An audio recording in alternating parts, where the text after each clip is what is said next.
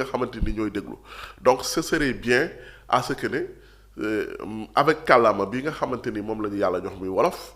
ñu waxaale ci sénégalais yi ñi nga xam ne bëgg nañ ko déglu te peut-être qu'ils sont beaucoup plus à l'aise avec le wolof bi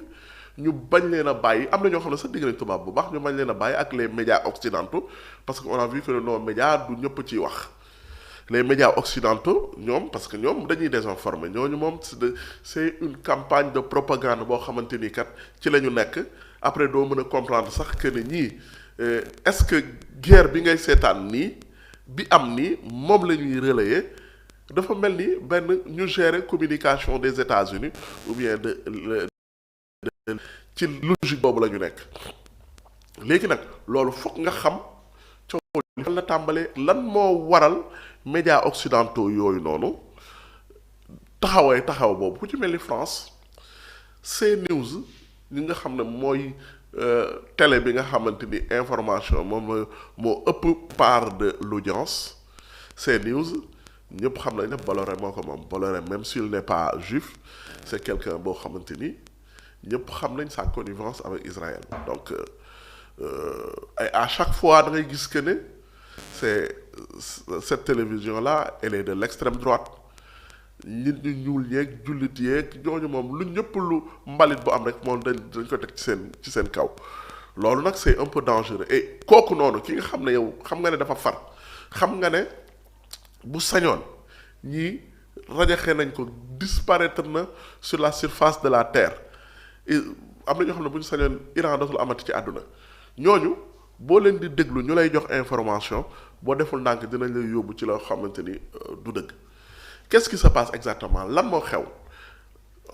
on va pas entrer dans la propagande on va juste se limiter sur des faits rien que sur des faits lan moo xew exactement ba waral Israël ak Iran ñoo xamante ni bokkuñu frontière amuñu frontière ñoom ñaar Israël ak Iran amuñu benn frontière Iran moo ngi amal frontière Turquie moo ngi amal frontière Irak moo ngi amal frontière Afghanistan moo ngi amal frontière Pakistan moo ngi amal frontière Turkménistan yooyu la amal frontière amul frontière ak am na nag ay dëkk yoo xamante ni rive bi moo dox seen diggante golfe moo dox seen diggante donc le détroit d'Ormuz am na ci yoo xamante ni ci ni mu placé woo ci ndox mi jege na yenn dëkk yu bëri mais mook Israël amuñu benn frontière comment ça se fait que ñoo xamante ni amuñu frontière rien ne les lie ñu bëgg cee histoire boobu kon am na loo xamante ni daf cee am ba des parce que il faut reconnaître que Israël même bu nekkul dëkk bu mag en termes de puissance militaire Moyen-Orient moo fa ëpp doole ñoom ñëpp moo fa ëpp doole donc la guerre des 6 jours wane na ko dëkk arabe yi ñu ci gën a bëri dëkk yi nga xam ne jàpp nañ ko sot ko ñoom ñëpp mu repousser leen delloo leen ñoom ñëpp mu duma leen delloo leen léegi nag Israël moom c'est l'agresseur dans cette zone là Israël mooy agressé dëkk yu bëri bu xeexee kii tey bu xeexee Liban tey attaque ko bu jugee mooy dem Égypte mooy daal Égypte mooy dem nu mu tuddati Arabie Saoudite yëpp Israël day jote ñoom donc te dafa am ay menaces yoo xamante ni dëkk yooyu presque dañ ko ragal parce que même bu ko dëkk yooyu mënul bu leen mënul mooy am na benn parrain boo xamante ni mooy les États-Unis ñoom ñoo parrainé Israël te ñooñu lépp lu Israël bëgg suba ba ngoon ñoo ngi ci bokk na li ko waral c'est l'histoire li tax États-Unis di céder à tous les caprices d'Israël loolu il faut ñu comprendre ko parce que États-Unis dafa am ñaari camp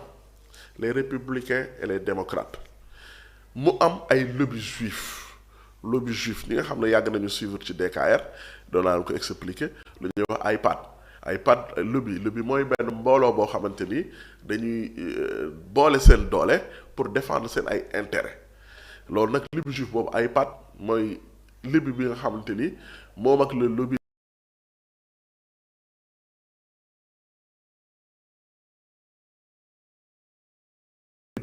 yaa sax benn changement de la population parce que population américaine surtout chez les jeunes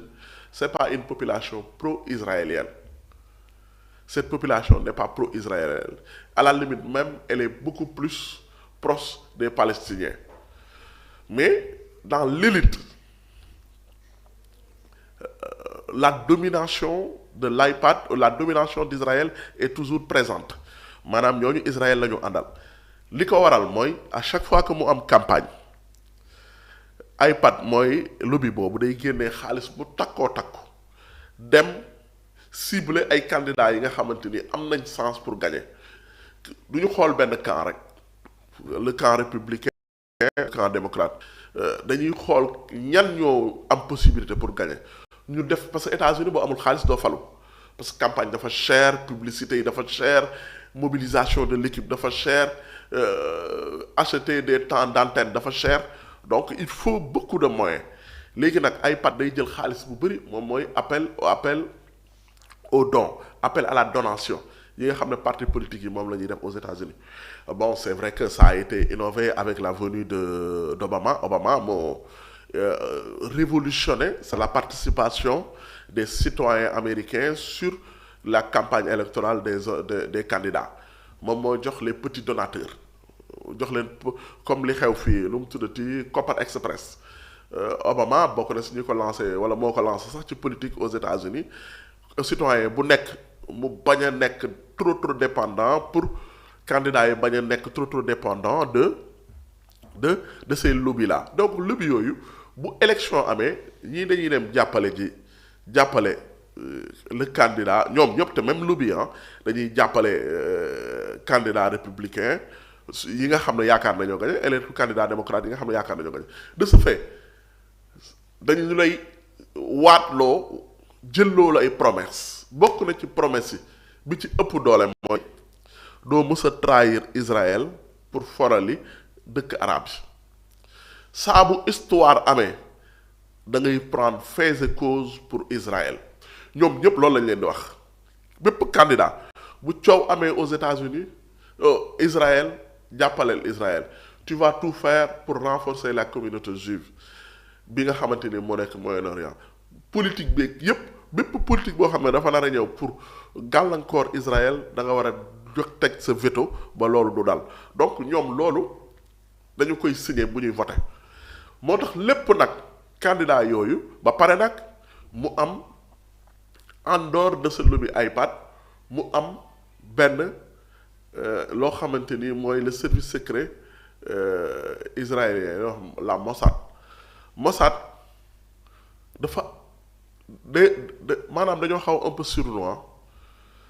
dañuy xool candidat yi ku nekk ñu xulliñ bët ba xool ci ay dossiers yi ngay nëbb ñu jéem ko téye bu ñu ko téye ëllëg bés boo leen naree sonal rek dossiers yooyu dañ lay menacer pour génne ko yéen a gis affaire Epstein c'est lié à l'Israël donc ak Mossad ñëpp borom ñi xam dossiers yooyu ñu ci ëpp borom xam-xam yi wala jàngatkat yi wala caytukat yi ci ëpp nee nañ la Epstein était un agent de la Mossad la Epstein doon liggéeyal donc looloo waral tey jii Donald Trump est un peu prisonnier de cette situation là lépp lu ko Israël wax mu bëgg ko mu bañ ko da koy du ko mu arranger États-Unis mu bañ koo arranger dafay céder sur les caprices de l'Israël léegi qu'est-ce qui se passe parce que dafa am loo xamante ni kat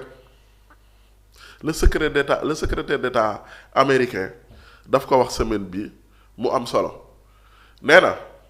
pourquoi ñoom ñu attaqué Iran mooy Iran dafa waxoon ne bu ñu ko attaqué suñu ko attaqué rek dina attaquer les bases américaines tous les intérêts américains dans la zone dans le Moyen-Orient dina ko attaquer comme état nu Israël wax na leen ne moo ngi attaquer si moo taxit ñoom it ñu attaquer parce que balaa Iran di attaquer seen intérêt yooyu ñu tuddee ko des attaques préventives maanaam muy lay bu xaw a ñàkk xorom yow kii dóoragu la nga dóor ko ñu ne la lu tax nga dóor ko nga ne dama doon ragal mu dóor ma nee nañ loolu lañ teg justification yooyu noonu donc Marco Rubio loolu la jox comme justification muy le secrétaire d'État américain. Juste soo leen seetloo pourquoi damay wax là c'est pas le cas de parce que ñoom ñaar bokku ñooy intérêt. États-Unis ak Israël bokku ñooy avant may dugg ci guerre bi dinaa dugg ci guerre bi tout à l'heure wax leen fan lañ toll ci xeex bi mais état dama bëgg ñu xam lan moo wundu xeex bi lan moo ko indi exactement. léegi Israël moom dafa bëgg zone boobu bëggul ko am doole